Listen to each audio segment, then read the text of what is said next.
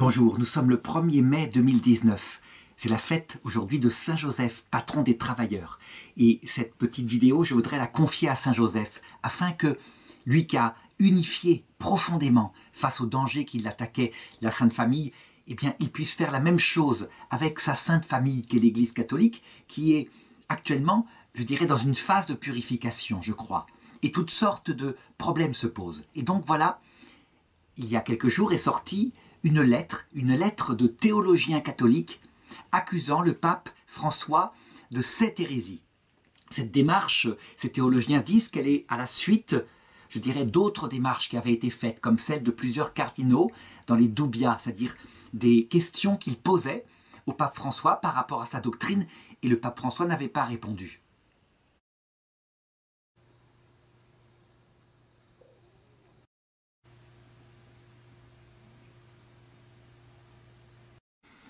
On trouvera facilement cette lettre qui a été traduite en français dans le blog de Jeanne Smith, et elle commence comme ça, le ton est très fort. « Éminence, béatitude, excellence, nous vous adressons cette lettre pour deux raisons. Premièrement, pour accuser le pape François du délit canonique d'hérésie. Et deuxièmement, pour vous demander de prendre les mesures nécessaires pour réagir à la situation grave d'un pape hérétique. » Alors, je rassure tout de suite les auditeurs de cette vidéo, ce sont des théologiens catholiques, ils voient bien que, évidemment, le pape, de son magistère officiel, celui qui implique les deux conditions, qui d'ailleurs il soulève dans la lettre, ne pourrait pas produire comme doctrine universelle du salut une hérésie. Donc ils disent plutôt, c'est un comportement qui semble inférer qu'il soutient des hérésies.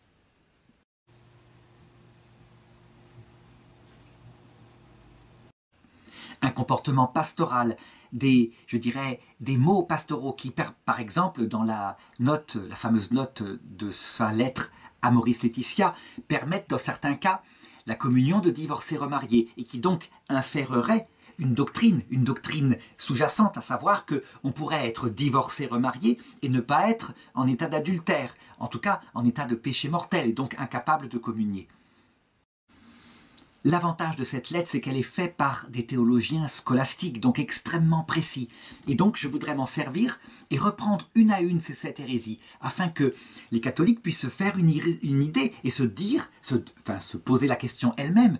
Est-ce que la question se pose? Est-ce que le pape soutiendrait, à titre sous-jacent, des hérésies? Évidemment, ma réponse va être non. Et je sais que, en prenant une telle position, je me confronte à des théologiens de très haut niveau, des théologiens scolastiques. Mais voilà pourquoi il me paraît essentiel de se faire cette vidéo. Premièrement, il faut comprendre que le défaut actuel dans l'Église, c'est qu'il y a deux sortes de théologiens. Deux sortes de théologiens qui ne peuvent pas se comprendre, qui se divisent, et que cette division, à mon avis, vient d'un problème intellectuel simple. Un problème intellectuel simple, mais évidemment, pas si simple que ça, sinon il ne perdurerait pas. Les excellents théologiens que je fréquente, que je connais, comme Stéphane Mercier, qui traduit du saint Thomas d'Aquin pour le site Docteur Angélique, dont je suis le responsable. Ces excellents théologiens connaissent parfaitement ce qu'on appelle la doctrine universelle du salut, celle qui engage l'infaillibilité de l'Église. Une doctrine universelle qui parle en général, d'ailleurs je ne devrais pas dire en général, je ne suis pas précis, parle de manière universelle de ce qu'est le bien pour être sauvé. C'est ce qu'on appelle la théologie morale. Cette théologie, je dirais, universelle, a été développée en particulier par saint Thomas d'Aquin, mais aussi par le magistère de l'Église. Elle est absolument nécessaire, elle est la lumière de la vérité. Le problème de la lumière de la vérité, c'est que elle éclaire l'intelligence, mais elle n'a pas de bras. Elle n'est pas, je dirais, directement ordonnée à l'action, parce que, justement, elle est une doctrine universelle. Par exemple, elle va dire, et on le voit dans le catéchisme de l'Église catholique, la guerre, quoi qu'il arrive, toujours, est un mal. Et c'est vrai, c'est une doctrine universelle. Jamais on ne pourra trouver une seule circonstance où la guerre est un bien. Mais on trouvera parallèlement dans le catéchisme de l'Église catholique la considération suivante. Tant qu'on n'aura pas produit des instances internationales capables d'arrêter l'antique malédiction de la guerre, on sera bien obligé d'admettre que dans certains cas, elle est nécessaire. Elle est nécessaire. La guerre est un mal, doctrine universelle, mais dans certains cas, elle est nécessaire. Ça veut dire donc qu'il y a deux pôles. Une doctrine universelle, que à la rigueur, Miss France pourrait tenir. La guerre est toujours un mal. Et c'est vrai.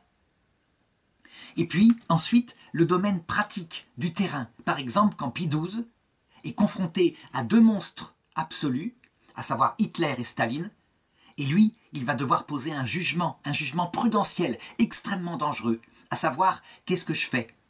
Est-ce que je suis neutre? Est-ce que, je dirais, je soutiens l'un des deux?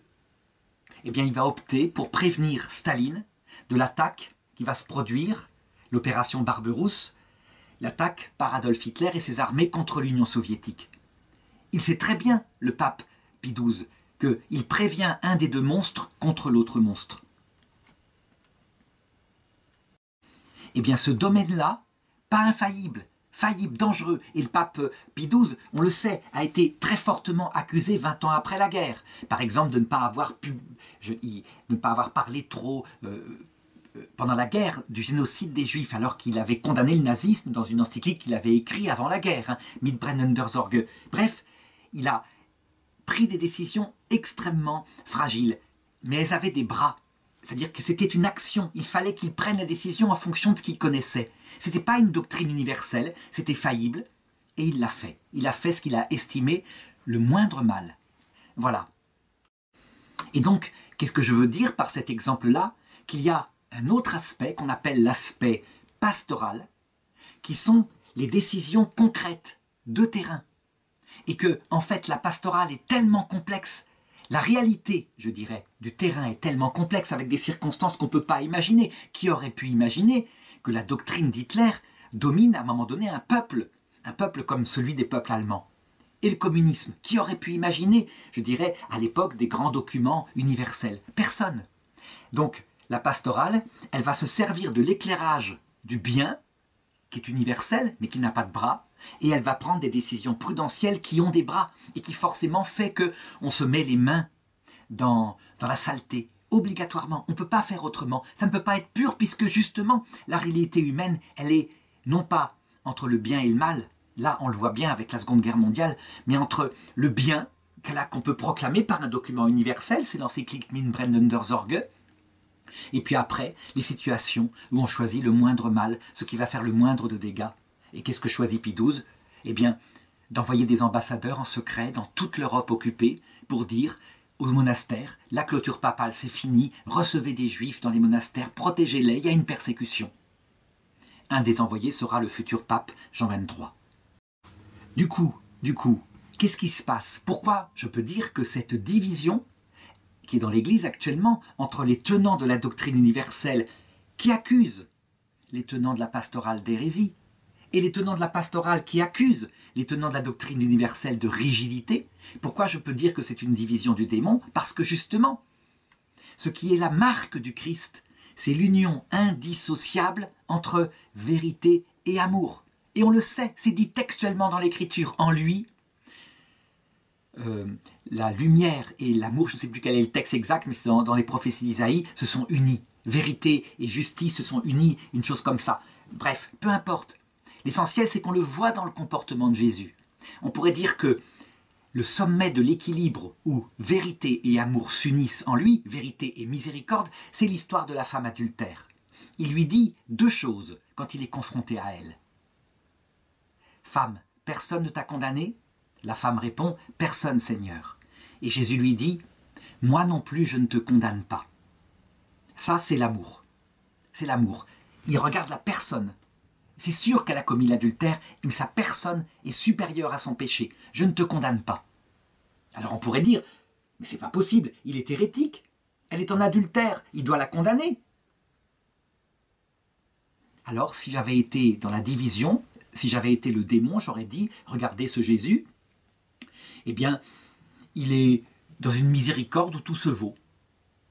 Oui, mais le problème, c'est qu'il a dit une deuxième parole qui va avec la première. Il vous dit juste après, va et ne pêche plus.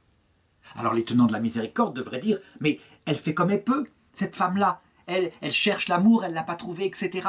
Il est rigide, ce Jésus. En disant qu'elle a péché, c'est quand même culpabilisant. Il la stigmatise, on pourrait dire. On voit bien que c'est le démon qui diviserait les deux paroles de Jésus. Le démon, c'est le diviseur, alors que ces deux paroles en font une. La vérité va éclairer cette femme. Vraiment. Elle le sait profondément qu'elle pêche, évidemment, même si il y a des bonnes raisons, elle est peut-être seule, elle croit que cet homme va l'aimer, cet homme, il veut coucher avec elle seulement, etc. On sait bien tous ces cas, on les connaît. Et en même temps, cette miséricorde qui entoure cette femme, je ne te condamne pas. Tout l'amour de Jésus, qui sait ce qu'il y a dans cette femme, et qui donc la prend contre son cœur. Les deux ensemble, voilà le Christ. Alors, reprenons maintenant le document, je vais donc prendre une par une les hérésies qui ont été dénoncées et je vais montrer pourquoi ce ne sont pas des hérésies, mais des positions pastorales. D'abord, le premier point qu'il faut se souvenir dès le début du pontificat du pape François, il l'a dit. Je crois que c'est la marque qui éclaire son pontificat. Il a dit « La vérité, vous la connaissez, mes prédécesseurs, les papes Paul VI, Jean-Paul II, Benoît XVI, vous l'ont enseignée, vous la connaissez bien. » Moi, je vais maintenant insister sur l'aspect pastoral, c'est-à-dire le retour aux personnes, le fait d'aller chercher jusque dans leurs péchés, les personnes qui sont très loin du Christ parfois à cause d'un comportement qui n'est pas conforme à la loi du Christ. Ça veut dire quoi? Eh bien que le pape François, il n'est pas question pour lui de réformer la doctrine universelle, bien sûr. Il la garde, il sait qu'elle est engagée, qu'elle engage infailliblement l'Église. La vérité, elle est la lumière. Mais lui, il va donner l'aspect qui complète, à savoir le retour aux personnes, la compréhension des personnes.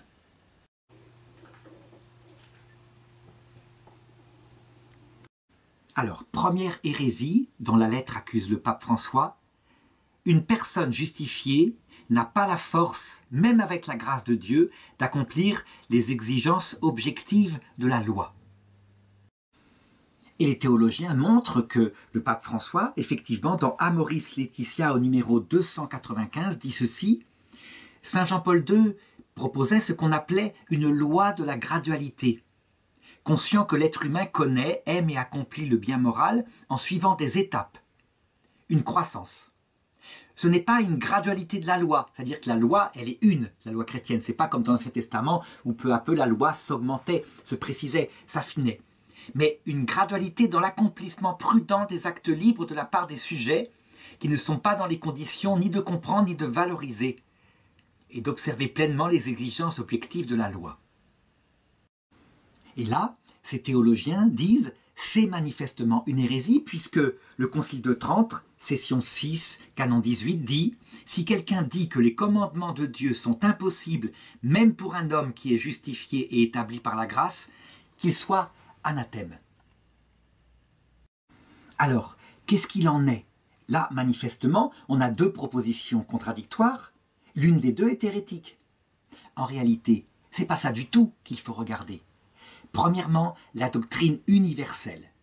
Quand la grâce m'est donnée, il est possible d'accomplir entièrement la loi. La grâce, dans son effet total, supprimera en moi ce que Dieu avait mis compte tenu du péché originel, ce qu'on appelle le foyer du péché. Ça veut dire une disharmonie entre notre esprit et notre sensibilité qui fait que notre sensibilité a des orientations qui s'opposent à la loi de Dieu.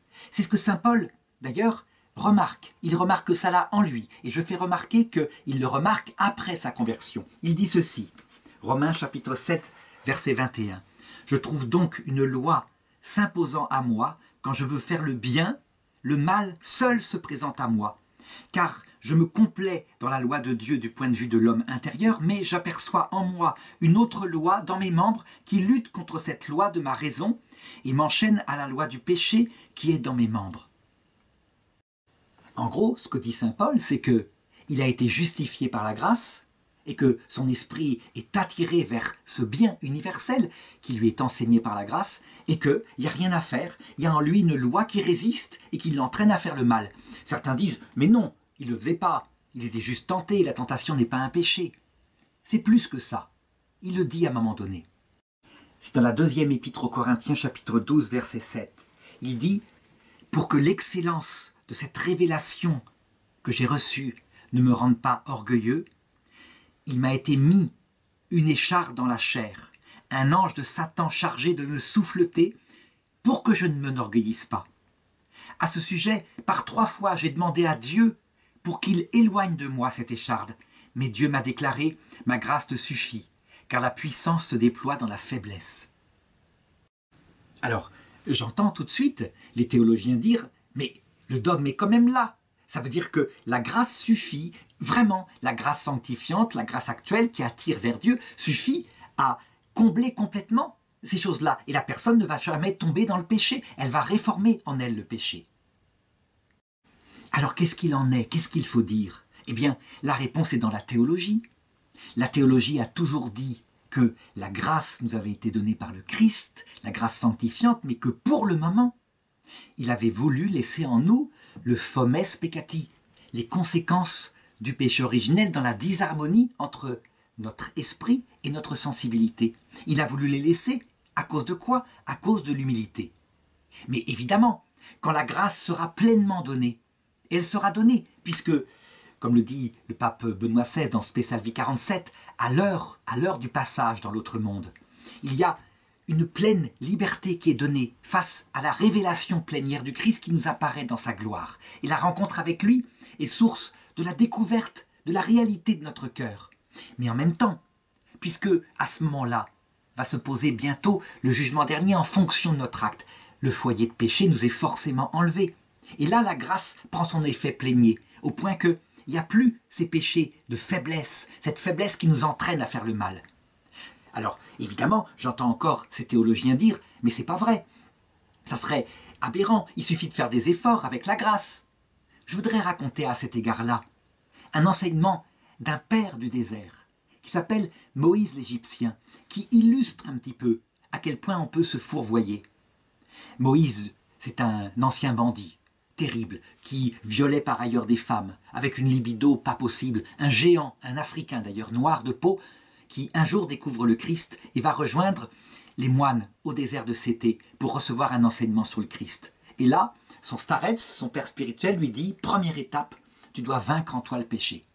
Et à l'époque, nous sommes pratiquement au IVe siècle, eh bien, les exercices des moines consistent à vaincre le péché en tuant en eux la source du péché, à savoir en particulier la libido, mais aussi la gourmandise. Et il va travailler à ça pendant 7 ans, avec des efforts extraordinaires de jeûne. Évidemment qu'il arrive à être chaste au bout d'un certain temps, puisqu'il ne mange plus. Et il mange tellement plus, Moïse, Saint Moïse, l'Égyptien, qu'à un moment donné, où il doit faire du travail pour aider ses frères, il tombe de faiblesse par terre. Donc il faut bien comprendre qu'il n'a plus de péché sexuel, puisqu'il n'a plus du tout de désir sexuel. Et à ce moment-là, l'un des saints du désert vient le voir et lui dit, au bout de plusieurs années, 7 ans, 8 ans comme ça de ses efforts, ce que tu as fait par tes propres forces est très bien. Seulement, je vais t'apprendre maintenant une autre sagesse. Une sagesse plus grande qui, elle, pour le coup, est surnaturelle. La sagesse de l'humilité et la sagesse de l'Eucharistie que tu recevras maintenant. Et tu apprendras comme ça à aimer ton Seigneur. Ça veut dire quoi? Eh bien, qu'on peut vaincre effectivement en soi toutes les forces et les pulsions de cette façon-là, en s'imposant un jeûne de type stoïcien. Mais c'est une vertu humaine qu'on acquiert.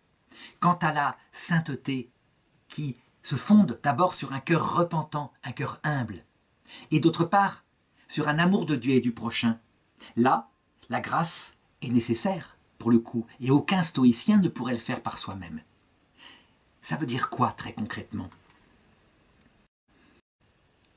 Toutes les personnes qui écoutent cette vidéo, toutes les personnes adultes qui écoutent cette vidéo, et qui, je suppose, ne pratiquent pas le jeûne à la mesure de Saint Moïse l'Égyptien, toutes, sans exception, hommes comme femmes, doivent lire ce verset de l'Évangile, où Jésus dit ceci en Matthieu 5, 28. « Eh bien moi je vous le dis, quiconque regarde une femme pour la désirer a déjà commis dans son cœur l'adultère avec elle. » Ça veut dire quoi? Qu'à notre époque, où nous avons beaucoup de nourriture, eh bien, qui pourrait aller se confesser en disant que jamais, jamais, dans son cœur, par des pensées où il s'est complu, au point de vue, je dirais, de l'impureté, contre le 6e commandement, qui pourrait dire qu'il n'a jamais péché? Au moins par pensée. Or, devant Dieu, rien que ça, c'est un acte d'adultère. Alors ça veut dire quoi? La grâce de Dieu est incapable de m'empêcher ça? Mais non, elle est capable de le faire, la grâce de Dieu. C'est même un dogme, on l'a dit. Seulement, pour le moment, apparemment, le Christ ne nous libère pas entièrement de cela, parce que s'il le faisait, si on y arrivait, et on peut y arriver, il suffit de prendre les moyens. Du bromure, c'est encore plus efficace que le jeûne de Saint Moïse égyptien. S'il arrivait que nous étions absolument sur tous les points vertueux, donc les convoitises liées au plaisir égoïste, les convoitises liées à la vanité égoïste, les convoitises liées à l'argent égoïste, alors sans doute que nous deviendrions inconsciemment ou consciemment des orgueilleux, sûrs de notre vertu, sûrs de mériter le paradis. Et ce serait pire que l'état précédent.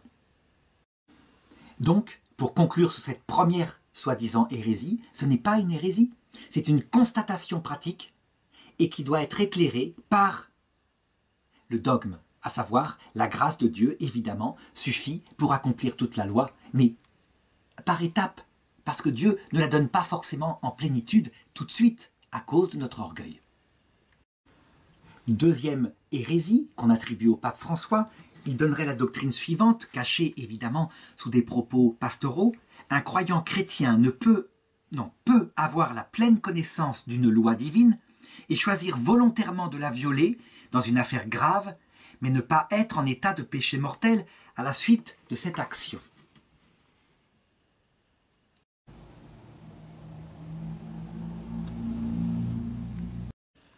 Et donc, on cite Amoris Laetitia, numéro 298, les divorcés engagés dans une nouvelle union, une union civile, donc, par exemple, peuvent se retrouver dans des situations très différentes, qui ne doivent pas être cataloguées ou enfermées dans des affirmations trop rigides, sans laisser de place à un discernement personnel et pastoral approprié. Une chose est une seconde union consolidée par le temps avec de nouveaux enfants, etc. Autre chose est une nouvelle union récente provenant d'un divorce récent avec toutes les conséquences de souffrance et de confusion qui affectent les enfants et des familles entières. Pour justifier le fait que le pape serait dans une position hérétique, eh bien, les auteurs citent le Concile de Trente, session 6, canon 20. Si quelqu'un dit qu'un homme justifié, aussi parfait soit-il, n'est pas tenu d'observer les commandements de Dieu et de l'Église, mais est tenu seulement de croire, qu'il soit anathème. Ici encore, je crois qu'il faut utiliser la règle, je dirais, qui permet de distinguer la théologie universelle et d'autre part la pastorale. À savoir que la théologie universelle, elle présente la vérité. La vérité universelle, elle est donnée quand il y a un mariage catholique qui a été célébré en connaissance de cause, qui est reconnu comme valide. On s'est engagé pour le meilleur et pour le pire. Et cet engagement, il y a un appel de Dieu à le tenir même dans le pire. Ça veut dire quand l'autre s'en va. Ça, c'est la vérité qui est claire. Seulement, attention, reste deuxième étape, l'application. L'application dans le réel par des pasteurs de terrain. Certains pasteurs de terrain, formés à cette théologie universelle, étaient devenus incapables de discerner le concret, de revenir au réel du concret des personnes. Par exemple, je me rappelle avoir fait un débat successif avec un prêtre qui est dans cette connaissance plénière de la doctrine universelle, et à qui je présentais le cas suivant, qui est un cas réel. Parce que la pastorale, elle est toujours face à des cas réels. Elle n'est jamais une doctrine universelle, justement. Il n'y a pas de doctrine universelle pastorale, tellement les cas sont différents. C'est une jeune femme, du côté de Rennes, qui se fait larguer, mais vraiment abominablement, par son mari, lorsqu'il apprend qu'elle attend des jumeaux ou des triplets, je ne sais plus. C'est une affaire qui a à peu près 25 ans. Cette jeune femme est profondément catholique. Évidemment, elle se retrouve abandonnée. Elle est femme au foyer, elle n'a pas de métier, elle n'a pas de revenus. Et voilà que se présente, alors que lui a disparu, cet homme qui s'est comporté indignement, mais qui était conscient dans son engagement chrétien.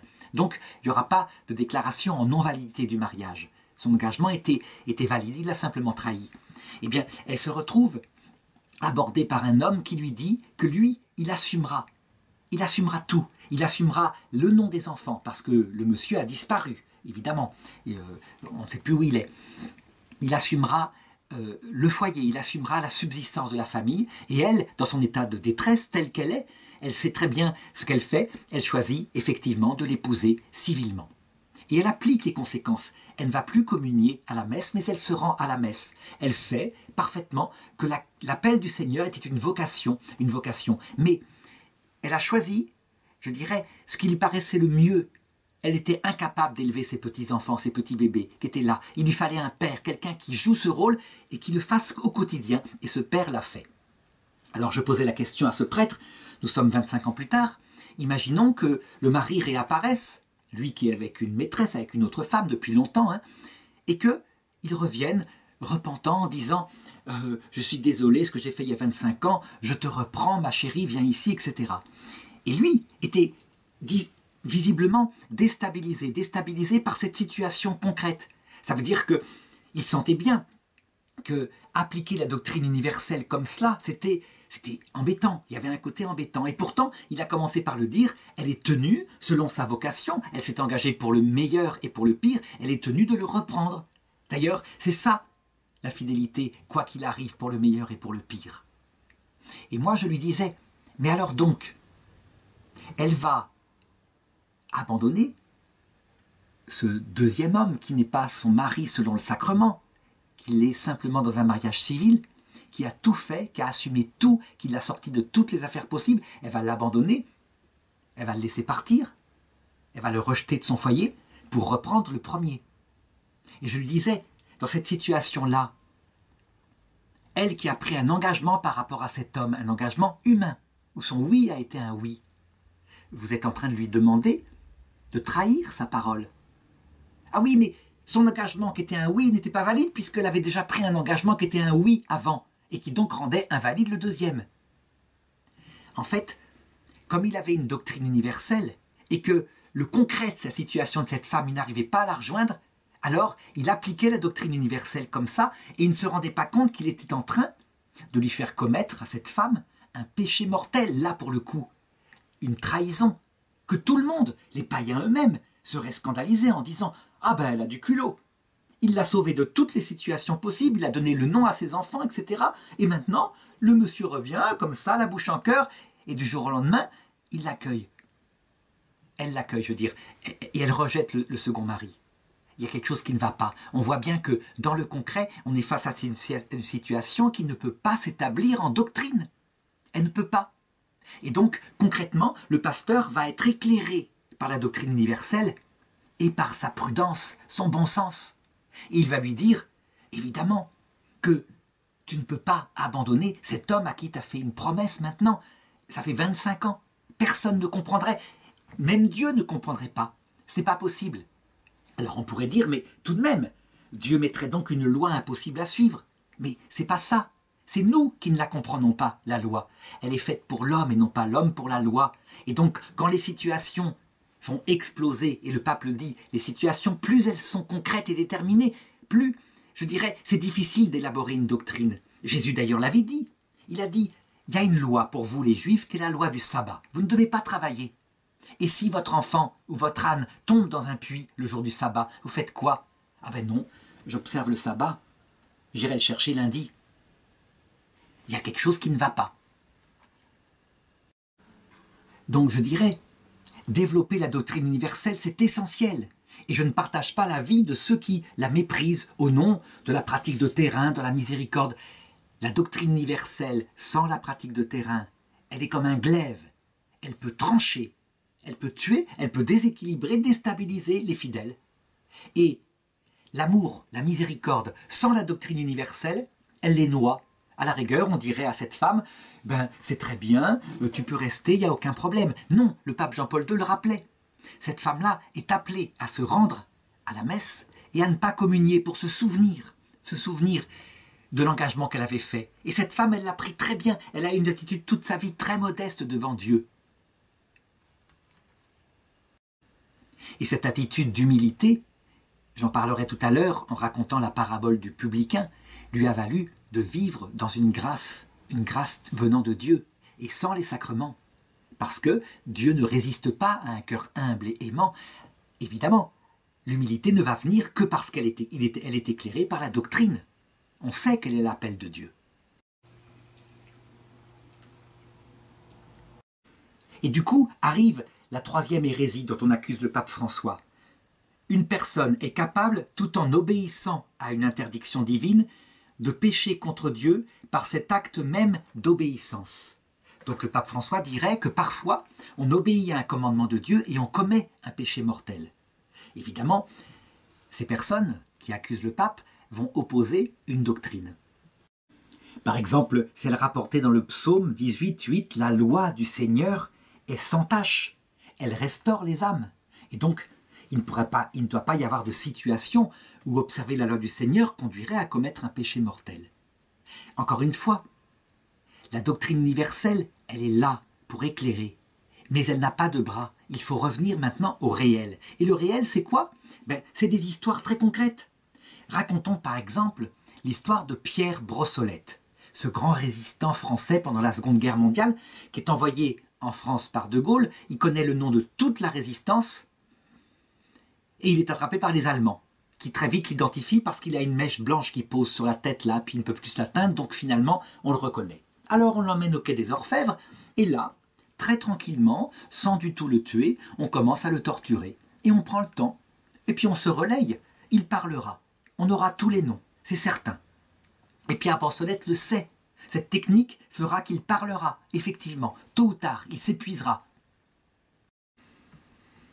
Pierre Brossolette est parfaitement au courant que s'il parle, tous ces gens qui travaillent pour la France périront et leurs familles avec seront déportées. Il le sait.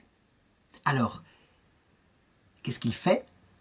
Il sait parfaitement que le suicide est une faute grave, que Dieu demande qu'on ne se suicide pas. Un jour, un des geôliers ne le surveille pas, il n'est pas attaché au radiateur, alors il se traîne jusqu'à la fenêtre et il se jette. Il se jette par la fenêtre, il tombe d'abord sur un balcon, il survit, il se traîne au-dessus du balcon, il se rejette et là il meurt. Il ne se repent pas de son suicide, il faut qu'il le réussisse. La preuve, il est tombé une première fois et il retombe une deuxième fois. Alors là, le cas va être analysé. Certains vont dire, oui, mais c'est pas le suicide qu'il cherche en premier, c'est plutôt à ne pas parler. Peu importe. Le suicide, c'est marqué textuellement, est un acte contre la volonté de Dieu. C'est la doctrine universelle, puisque la vie, son début et sa fin appartiennent à Dieu seul. C'est Dieu qui vient nous chercher. Je sais que, avec des circonvolutions je dirais, très complexes, certains théologiens arriveront à justifier cet acte-là. La réalité, c'est que, en doctrine universelle, quoi qu'il arrive, dans n'importe quelle circonstance, le suicide est mauvais. Mais, en l'occurrence ici, dans la réalité de ce que vit Pierre Brossolette, non seulement, si ça avait été moi, j'aurais tenté de faire la même chose pour ne pas livrer mes amis, mais je pense que je serais parti avec une pastille de cyanure dans une dent, au cas où je sois arrêté. Voilà, c'est la réalité. Alors certains diront, mais c'est pas possible, la loi de Dieu est parfaite, ça n'arrive pas. La doctrine universelle, je le rappelle, n'a pas de bras. Et le réel, il a des bras, lui, sans arrêt. J'ai constaté que c'était un tel problème pour les théologiens qui n'arrivent pas à rejoindre le réel qu'ils ont voulu récemment changer la traduction du Notre Père. Le Notre Père dit en latin « et ne nos inducas in tentationem » et ne nous induit pas en tentation, ne nous soumet pas à la tentation. Et cette traduction posait problème. Dieu ne peut pas nous tenter, d'ailleurs c'est marqué en Saint Jacques. C'est certain, c'est un dogme, vérité universelle. Dieu ne nous tente jamais pour nous faire tomber dans la damnation éternelle. Par contre, qu'on regarde un peu l'Écriture, est-ce que Dieu jamais ne nous tente pour nous faire tomber dans quelque chose, une situation provisoire, qui par là nous sauve justement du péché d'orgueil? Ça veut dire que si Dieu lui-même utilise dans l'Ancien Testament et même dans le Nouveau Testament une pastorale spéciale, où des péchés moins graves peuvent être l'occasion d'apprendre à se libérer d'un péché beaucoup plus grave, comme par exemple la certitude d'être quelqu'un de bien, et qu'on voit qu'il l'utilise, c'est donc que, quelque part, la vie elle-même doit être parfois confrontée à des circonstances comme ça. Et personne ne niera que la crainte la plus grande, c'est d'être mis dans une situation de dilemme où on ne peut pas choisir le bien, mais on est obligé de choisir un moindre mal. Et pourtant, le moindre mal est un mal. Quoi qu'il arrive, jamais, jamais, une finalité bonne ne transformera un mal en un bien, mais simplement en un moindre mal, quelque chose qui fera moins de mal aux autres. Donc appliquons le cas de Pierre Brossolette. Une personne est capable, tout en obéissant à l'interdiction divine, de pécher contre Dieu par cet acte même d'obéissance. Si Pierre Brossolette ne s'était pas suicidé, et qu'à un moment donné, réduit à l'état de Locke, il avait fini par parler et livrer des noms, quel aurait été, je dirais, le moindre mal? Alors certains diront, mais avec la grâce de Dieu, jamais il n'aurait parlé. Eh bien, je défie ces personnes-là de supporter pendant ne serait-ce que 36 heures une garde à vue par la police. Et ils verront ce que c'est. Sans qu'il y ait besoin d'instruments de torture. Sauf que, évidemment, maintenant, ils auront droit de prendre du sommeil. C'est plus comme les gardes à vue d'il y a 30 ans.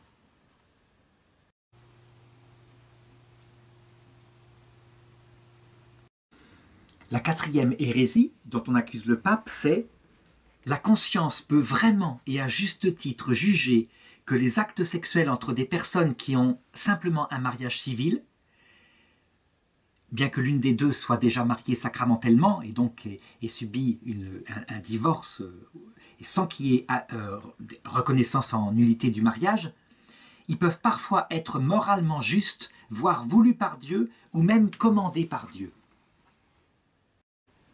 Et on cite, pour éclairer cela, le propos du pape François, Amoris Laetitia 301, « Il n'est plus possible de dire que tous ceux qui se trouvent dans une situation dite irrégulière vivent dans une situation de péché mortel privés de la grâce sanctifiante.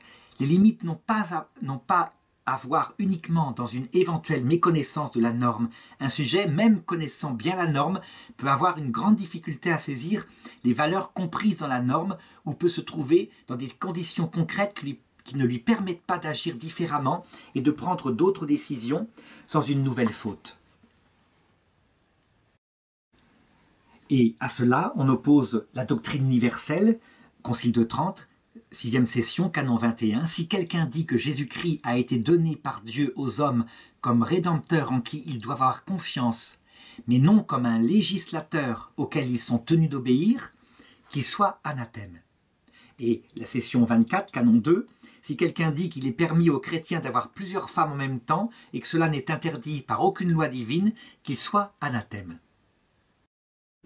Donc la question qui se pose ici, c'est est-ce que un divorcé remarié, quelles que soient les circonstances, est en état de péché mortel?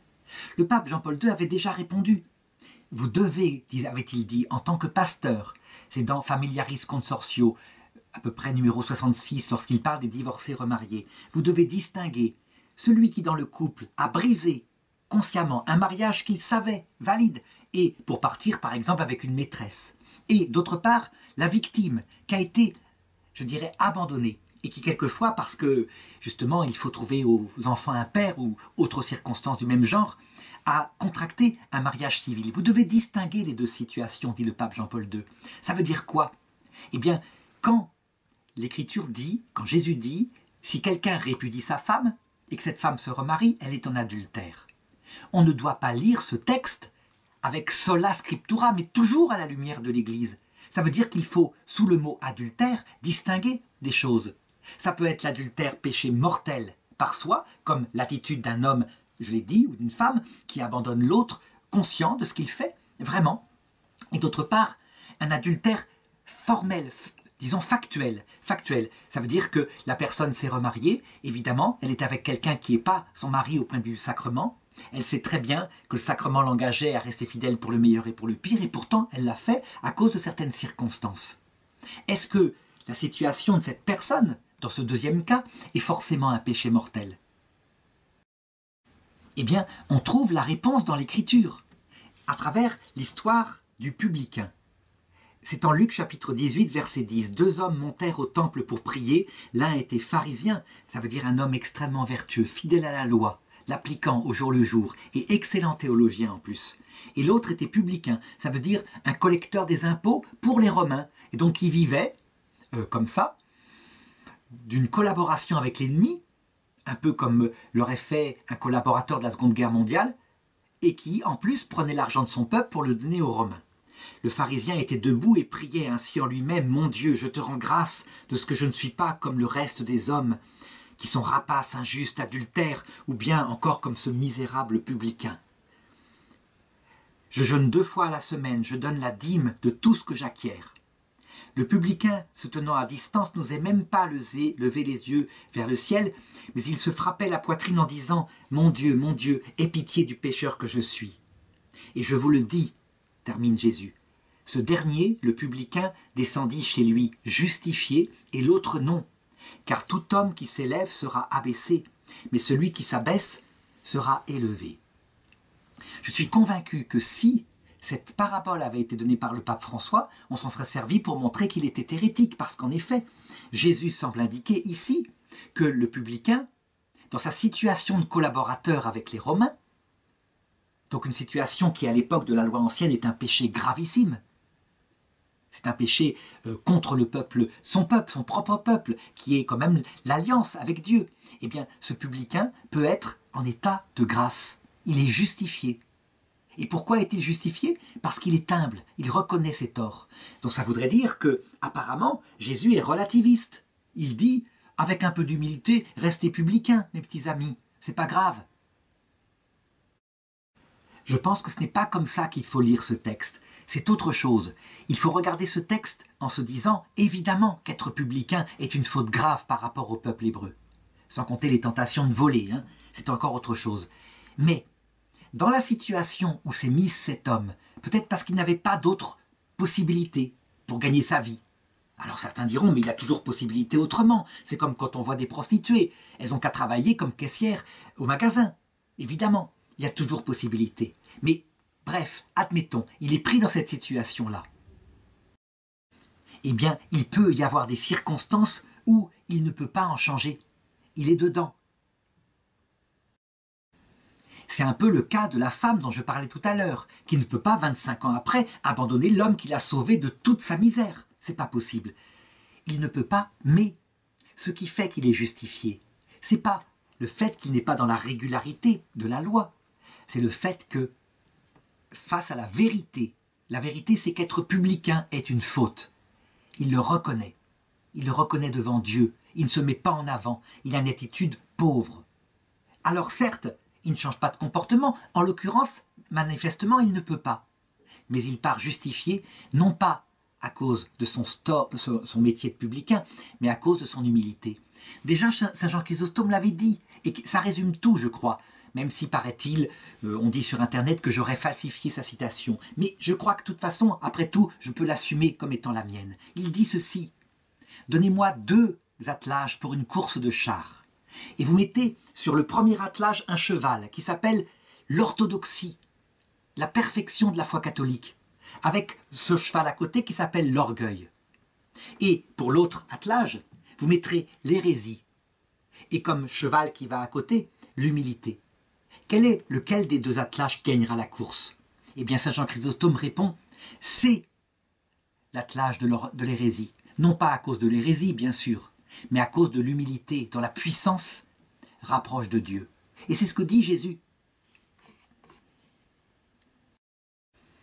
Donc, plutôt que d'accuser le pape d'hérésie, il ferait mieux de regarder ce qu'il dit et qui correspond à l'Évangile, et, par contre, de rappeler sans arrêt que si cette femme, dont je parlais tout à l'heure, peut être en état de grâce, c'est parce qu'elle a la lumière de la doctrine et qu'elle sait qu'elle est pauvre devant Dieu, qu'elle n'est pas dans la norme, dans la régularité complète.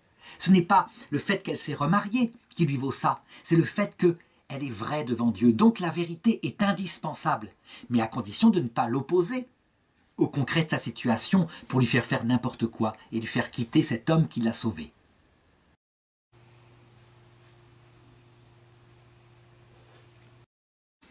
Cinquième hérésie dont on accuse le pape, il dirait, ou plutôt ce serait suggéré par ses écrits, qu'il est faux que les seuls actes sexuels sont bons, par nature et moralement licites, s'ils sont commis simplement entre un homme et une femme mariés. Ça veut dire que d'après le pape, il pourrait y avoir une vie conjugale, des actes sexuels qui soient bons entre des personnes non mariées, chrétiennement. Donc, là encore, évidemment, la doctrine universelle, elle est claire. L'acte sexuel a été voulu par Dieu dans le cadre de l'union des âmes totale entre un homme et une femme, qui se donnent pour la vie, quoi qu'il arrive, pour le meilleur et pour le pire. C'est ainsi que Dieu l'a institué. Il n'y a pas, je dirais, d'autres doctrines universelles du salut. Et cet acte sexuel, en plus, doit avoir une ouverture à la possibilité que la vie soit donnée. Cette doctrine universelle, elle est la lumière qui éclaire tout homme. Il n'est pas question de la rejeter, bien au contraire. Maintenant, regardons une situation concrète à laquelle Jésus est confronté. C'est avec la Samaritaine. Ça se trouve dans l'Évangile selon saint Jean, chapitre 4, verset 15. La femme qu'il a rencontrée au puits, c'est une Samaritaine, donc une étrangère au peuple juif, lui dit « Seigneur, tu as parlé d'une eau vive, donne-moi de cette eau-là, cette eau qui jaillit, pour que je n'ai plus soif et que je ne vienne plus ici pour puiser. » Donc elle vise simplement, sans doute, elle croit que c'est une source qui va jaillir.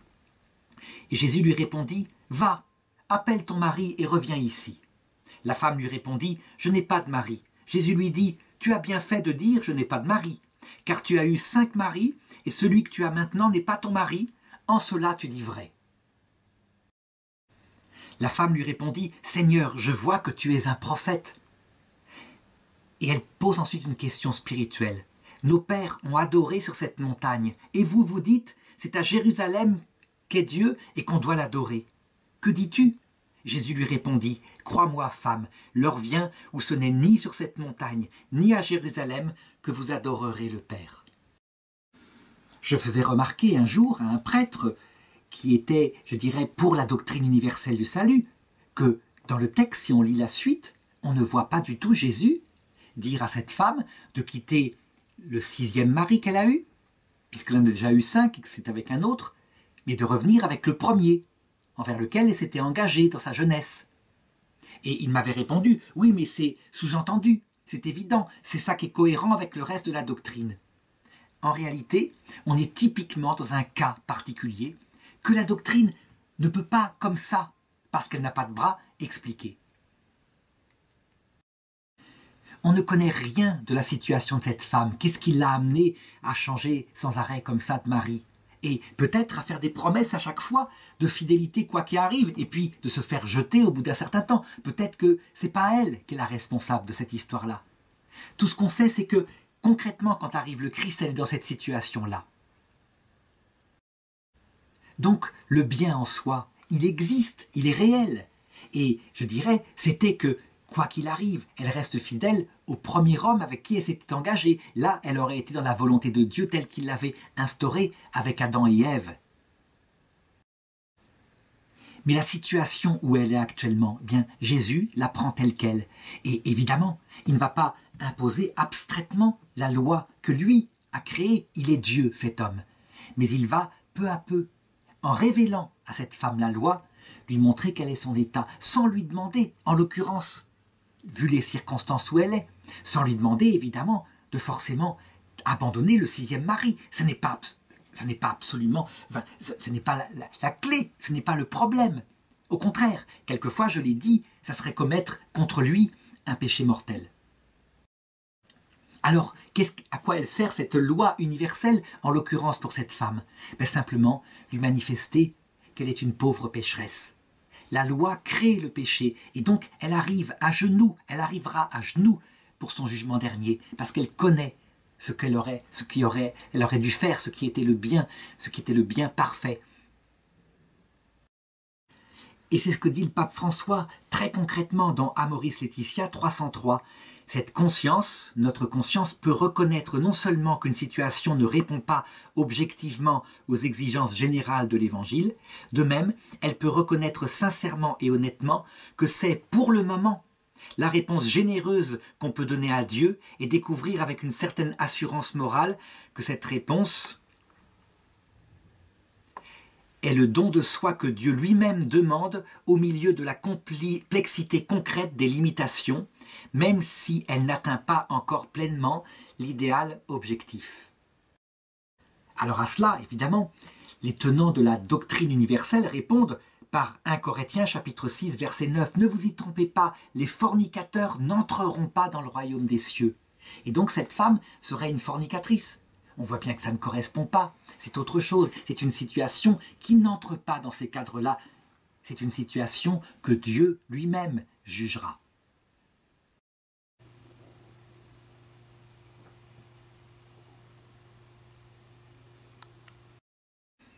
Je voudrais passer maintenant à la 6e hérésie dont on accuse le pape, qui est un peu complexe à comprendre, je vais la simplifier. Les principes moraux et les vérités morales contenues dans la révélation divine et dans la loi naturelle n'incluent pas les interdictions négatives qui interdisent absolument certains types d'actions, dans la mesure où elles sont toujours gravement illicites en raison de leur objet. En gros, le pape dirait, parfois, des actions qui sont en soi négatives, comme par exemple tuer un innocent, parfois ne sont pas totalement interdites dans la réalité du concret. Ça voudrait dire que le pape nierait qu'il y a des actes moraux qui sont objectivement toujours des mots quoi qu'il arrive. On sait que le pape Benoît XVI a rappelé qu'il y a des actes moraux qui sont objectivement toujours des mots. Et ça, c'est quelque chose d'important. Prenons par exemple l'avortement volontaire d'un enfant. Je ne parle pas de l'avortement médical, par exemple une grossesse extra-utérine, mais l'avortement volontaire est toujours un mal puisqu'on tue un petit être innocent dont l'âme est créée et on l'envoie dans l'autre monde. Le pape François, d'ailleurs, à un moment donné, a mis une limite à ce qu'il disait, en disant « L'avortement, jamais, jamais, ne pourra être un moindre mal. Jamais. » Eh bien, je voudrais montrer comment, d'un point de vue concret, pratique, on ne peut jamais dire jamais. C'est quelque chose qui est inimaginable, le concret. Même si on doit toujours garder l'idée dans la vérité universelle que, quoi qu'il arrive, tuer un petit enfant innocent est un mal terrible. Eh bien, je voudrais raconter une histoire qui m'a été racontée l'autre jour et qui illustre parfaitement cela. C'est une histoire très récente. Il y a la guerre au Soudan. Et il y a des régions catholiques qui sont absolument persécutées par des régions musulmanes au point que la famine est là. Et c'est le cas d'une femme qui a essayé de fuir, étant dans la famine, avec ses jumeaux qu'elle portait dans les bras. Fuir pour rejoindre un hôpital, un dispensaire tenu par des Occidentaux où on pourrait l'aider, parce que son lait se tarissait, elle ne pouvait plus nourrir ses bébés, etc. Et donc elle devait traverser des kilomètres et des kilomètres seule dans le désert. Et à un moment donné, elle n'avait plus assez de réserve pour nourrir ses enfants. C'était pas possible. Et donc, dans une situation comme ça, lui restant à faire peut-être une trentaine de kilomètres, elle a opté pour prendre un des enfants et l'emmener au dispensaire. Elle est arrivée au dispensaire, et là, l'enfant était mourant. On a pu le récupérer avec un mélange d'arachide, je crois, quelque chose comme ça. Et il a pu reprendre vie. Et le médecin est venu la voir et lui a dit « Ah, vous avez été extrêmement courageuse, comment vous avez fait? Vous avez traversé le désert, etc. Et vous avez sauvé votre enfant comme ça. » Et la femme de dire « Oui, j'ai sauvé mon enfant, mais j'ai tué l'autre. » Et le médecin était démuni.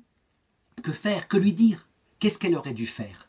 J'ai posé la question à un prêtre qui m'a dit « Elle aurait dû faire confiance en Dieu et prendre les deux. » Voilà, la réalité c'est que quand on est dans le désert comme ça, dans la situation de Agar finalement, avec son enfant qui meurt de soif, dans la Bible c'est raconté, si Dieu répond et qu'il montre instantanément, là, dans les 10 minutes, une source et qu'on la trouve, formidable.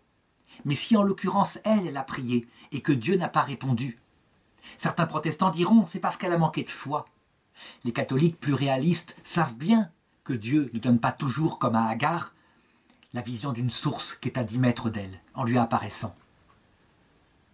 Et donc cette femme, me semble-t-il, a fait ce qu'elle a estimé être le mieux dans la circonstance.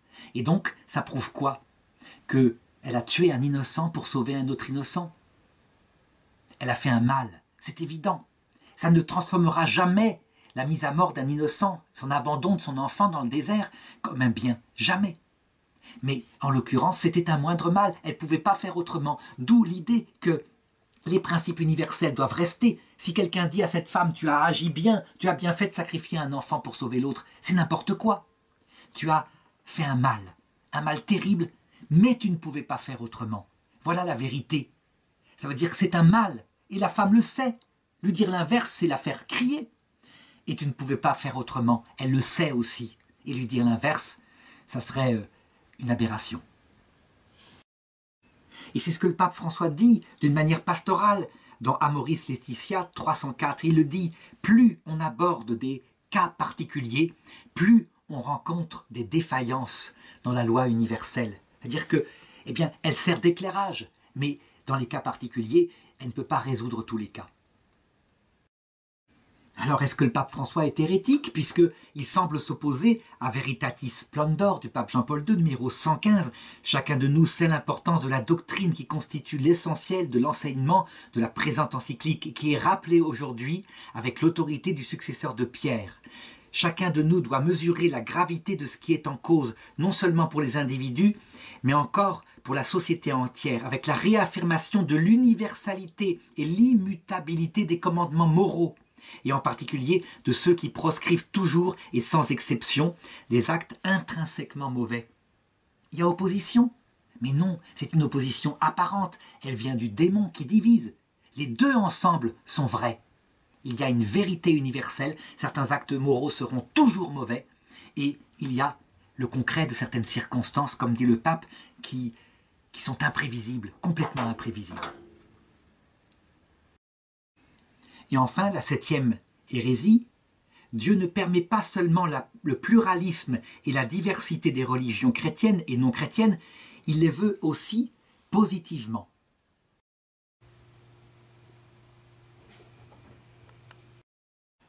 Donc ça fait référence, je dirais, à un propos qu'a tenu le pape dans une réunion qu'il a eue avec le grand imam d'un institut musulman égyptien, où il a dit « c'est une sage volonté de Dieu qu'il y ait plusieurs religions ». Et ces théologiens opposent à cela la parole de Jésus dans Jean 14, 16, et puis toute la dogmatique catholique, quand Jésus dit « Je suis le chemin, la vérité, la vie, personne ne vient au Père si ce n'est par moi ». Ça veut dire que personne ne sera sauvé sans le Christ. Encore une fois, ces théologiens opposent une doctrine universelle à une pastorale qui vient de Dieu et qu'on constate. Les musulmans eux-mêmes la tiennent pour vraie. Ils le disent. Ils disent « Si Dieu avait voulu que tous ces hommes-là autour de vous deviennent musulmans, il l'aurait fait. » Eh bien Jésus dit la même chose. Vous voyez ces pierres qui sont là? Eh bien Dieu, il peut les transformer quand il le veut en enfants pour Abraham. Donc s'il ne le fait pas, c'est qu'il a une raison. Et pourtant, la vérité universelle, c'est que personne ne sera sauvé si ce n'est par le Christ. Alors, qu'est-ce à dire? Est-ce que les religions qui subsistent actuellement et la dégradation du catholicisme en Occident serait une volonté de Dieu? Mais ça peut arriver. Alors, pour le dire, il suffit de regarder d'abord la façon dont Dieu a géré son peuple dans l'Ancien Testament, puisque l'Ancien Testament et la pastorale de Dieu sont l'image de la façon dont il gère les âmes pour la pastorale de la grâce. À un moment donné, on le voit dans le livre de Samuel, le roi Salomon, qui était un jeune homme sage, extraordinaire dans sa jeunesse, devient un vieux pervers, orgueilleux dans sa vieillesse, cynique. Et il fait n'importe quoi. Et il va jusqu'à épouser 1000 femmes, et il se met à adorer leur Dieu, ce qui est une faute abominable pour la loi hébraïque, à savoir l'idolâtrie. Faute qui chez les musulmans est considérée comme impardonnable. Qu'est-ce que fait Dieu? Il envoie son prophète à Salomon et il lui dit « Parce que tu as fait cela, je vais t'arracher 10 des tribus d'Israël. Mais par égard pour ton père David, je ne le ferai qu'après ta mort. » Je me suis trompé de référence, c'est dans le premier livre des rois, chapitre 11 à partir du verset 11. Ça veut dire quoi? Eh bien, pour le peuple hébreu, dont la loi est nette, on ne peut adorer Dieu qu'à Jérusalem. C'est là qu'est sa présence réelle. Dieu crée volontairement, en fonction du péché, évidemment, de Salomon, pas comme une volonté première. La volonté première, c'est qu'il y ait un seul peuple, qu'il adore le vrai Dieu et sa présence réelle dans l'arche d'alliance. Mais compte tenu pastoralement de la situation de ce peuple, il divise ce peuple. Et du coup, ça crée les Samaritains qui vont créer des lieux saints sur la montagne, là où Dieu n'est pas présent, et vont se mettre à l'adorer. Si bien qu'il apparaît dans le peuple hébreu une hérésie. Eh bien, qu'est-ce qu'il en est par rapport aux chrétiens? c'est exactement pareil. La Sainte Église catholique, elle a la plénitude de la vérité. Elle l'a gardée d'ailleurs entièrement. Tous les moyens du salut, les sacrements, etc. Et puis, l'infaillibilité pontificale aussi. Si jamais cette Église catholique, à un moment donné, par le comportement des hommes qui y participent, devient source de perdition, parce qu'elle les provoque à l'orgueil, par exemple en faisant croire qu'ils sont mieux que les autres, eh bien Dieu est capable, s'il le faut, de diviser son Église. Évidemment, ce n'est pas pour toujours. Ce n'est pas une volonté définitive. Ce n'est pas, je dirais, tout se vaut. Ce n'est pas ça du tout. C'est provisoire. C'est une leçon provisoire pour apprendre l'humilité. Et on le voit plusieurs fois. Par exemple, la chrétienté, la fille aînée de l'Église, c'est qui? C'est en fait l'Empire romain d'Orient. L'Empire romain d'Orient, pour bien nous donner une leçon par rapport à nos exagérations doctrinales, à une époque au IVe siècle où pour défendre la vérité, et c'est merveilleux de défendre la vérité, on se met pour la première fois au grand scandale de Saint Martin, mais aussi de Saint Ambroise, à tuer un évêque hérétique. Ah, c'est tellement pratique de le tuer. Eh bien Dieu, parce qu'on a fait cela, dans l'Orient, fille aînée de l'Église, il la livre, je dirais, à la servitude d'une autre religion, 3 siècles plus tard. Et on le voit, les chrétientés d'Orient sont quasiment mortes dans ces régions. Est-ce que ça veut dire que l'islam, c'est la même chose que le christianisme et qu'il peut y avoir un salut par l'islam? Non, il n'y a pas de salut par l'islam. L'islam ne sauve pas, mais le Concile Vatican II le précise. Il contient en lui des préparations au salut, qui, évidemment, s'épanouiront lorsque ces gens rencontreront le Christ, donc à son retour, souvent, mais quelquefois avant, par sa grâce. Donc, encore une fois, quand on oppose ici une hérésie, c'est parce qu'on ne comprend pas qu'une doctrine universelle ne s'oppose pas à une pastorale de Dieu, et que donc, il peut faire cela. Je conclurai cette vidéo de la manière suivante. Ce débat, finalement, il n'est pas nouveau.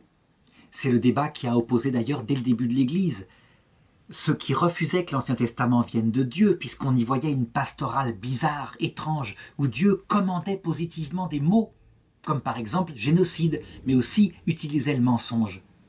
Et il disait, ça ne peut pas être le Dieu qui se révèle en Jésus-Christ. D'ailleurs, à un moment donné, l'acte de foi le disait. Seigneur, parce que je sais que vous ne pouvez ni me mentir, ni même mentir en soi. Je crois en tout ce que vous avez révélé par votre Église. On peut dire que ça paraît être de l'ordre d'un dogme. Dieu va-t-il mentir? Eh bien, qu'on regarde l'Ancien Testament.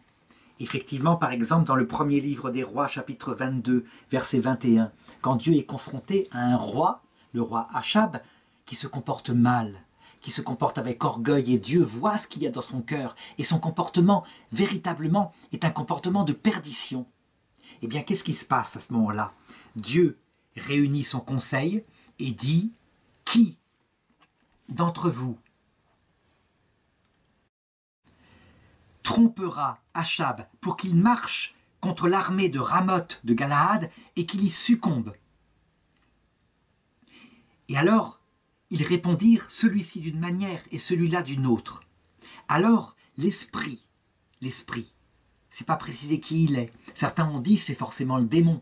D'autres ont dit non, c'est l'Esprit Saint. Quoi qu'il en soit, je lis le texte. L'esprit s'avança et se tint devant Dieu. C'est moi, dit-il, qui le tromperai. Et Dieu lui répondit, comment le tromperas-tu? Alors l'esprit répondit, j'irai. Et je me ferai esprit de mensonge dans la bouche de tous ces prophètes. Alors Dieu dit, vas-y, fais-le, tu le tromperas, tu réussiras. Voici donc que Dieu a mis un esprit de mensonge dans la bouche de tous ces prophètes qui sont là, mais Yahvé a prononcé contre toi le malheur. Eh bien, je pense que si on ne comprend pas cette distinction entre doctrine universelle qui est claire, et Dieu ne nous ment pas, tout ce qu'il fait, ce sera pour nous sauver. Il ne nous ment pas. Sur la doctrine du salut essentielle. Et la pastorale là, si on oppose à la pastorale où on voit Dieu qui, objectivement, encourage un esprit, qui est-il? Sans doute l'Esprit Saint. En tout cas, c'est ce que traduit la Bible de Jérusalem. à se faire esprit de mensonge parmi les prophètes. Alors, si on ne comprend pas ça, on rendra la Bible elle-même hérétique.